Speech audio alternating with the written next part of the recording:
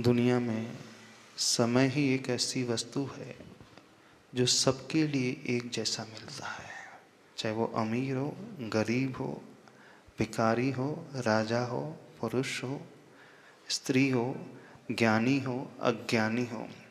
वह किसी के साथ भेदभाव नहीं करता। फिर भी हम देखते हैं समय जब सबके पास एक जैसा ही होता है, 24 घंटे दिन में होते हैं, सबके लिए 24 घंटे मिलते हैं, तो कुछ व्यक्ति बहुत आगे निकल जाते हैं और अधिकांश व्यक्ति बहुत पीछे रह जाते हैं। तो ऐसा क्यों होता है? तो जो समय यानी उस टाइम अथवा समय अर्थात अपनी आत्मा की कीमत नहीं करता है, वही व्यक्ति पीछे रह जाता है। तो हम उस बाहरी समय और अपनी अंतरंग समय रूपी आत्मा की कीमत आंकना सीखें, तभी हम जिंदगी में बहुत अच्छा जीवन जी सकते हैं। तो ये टाइम मैनेजमेंट हमारे मन के ऊपर आधारित होता है।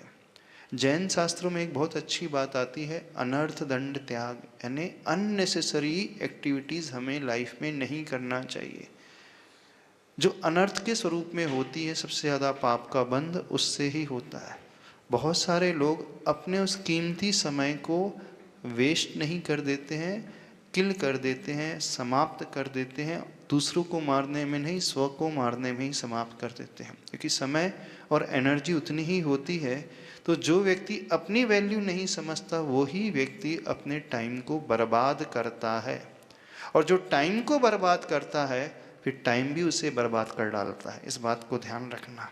फिर हम दुनिया को दोष देते हैं, अपने भाग्य को दोष देते हैं। किसी को दोष देने की आवश्यकता नहीं है, क्योंकि उस व्यक्ति ने पहले ही उस समय को बर्बाद किया है और उससे वैल्यूएबल कुछ नहीं होता है। तो एक सीधा सा प्रिंसिपल है, जो हमारे पास होता है उसका हम यूज़ नहीं करते हैं तो वी लूज इट, है ना। ब्रेन एंड टाइम दो ऐसी वस्तुएं हैं, दो ऐसे ऑर्गन हैं जो यूज इट और लूज इट के प्रिंसिपल पर आधारित है। If you don't use it we lose it.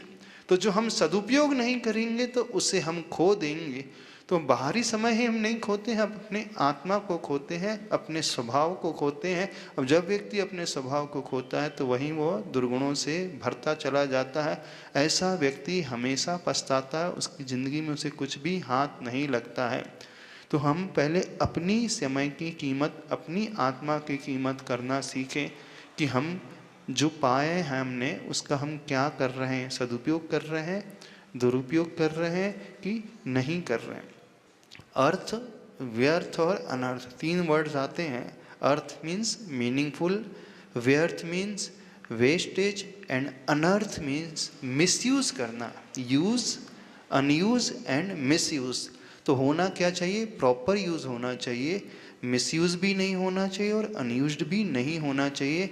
यदि हम टाइम को यूज़ नहीं कर रहे हैं अथवा यूज़लेस कर रहे हैं तो वो व्यक्ति यूज़लेस हो जाता है।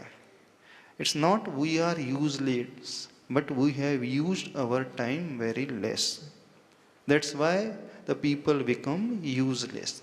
तो आप यूज़लेस ना बनो, यानी अनुपयोगी ना बनो। जो आपको मिला है उसका प्रॉपर यूज़ करो। कम भी यूज़ करोगे तो आप यूज़लेस हो जाओ।